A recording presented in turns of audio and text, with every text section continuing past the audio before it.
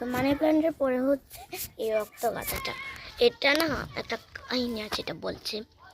এটা না আমি এইভাবে করে একটা ভিডিও বানাতে গিয়েছিলাম, এইভাবে। এটা আমার আম্মুর চ্যানেলে আছে। আর এটা করতে গিয়ে না পুরো ডালটাই ভেঙে গিয়েছিল।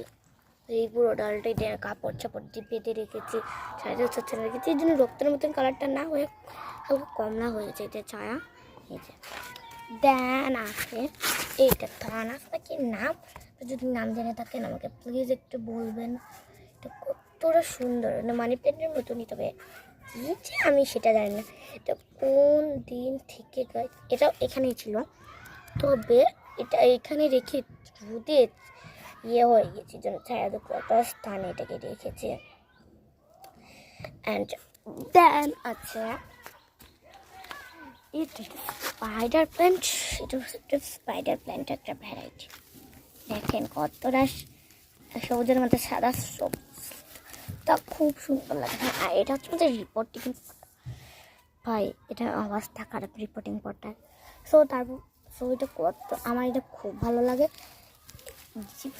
আমার একটা জিপসিগুলো গাছ ছিল, সেটা মরে গিয়েছিলো।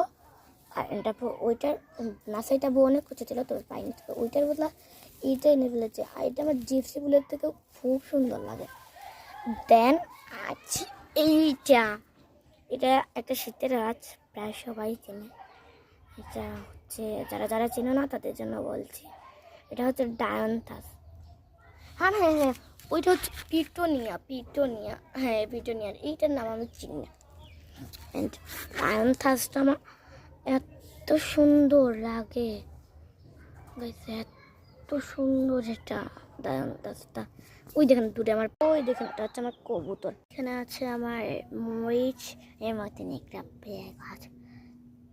আছে সো গাইস, বাকিটা অন্য একটা ভিডিওতে আপনাদেরকে দেখাবো, কারণ ছাদে অনেক মানুষ চলে এসেছে।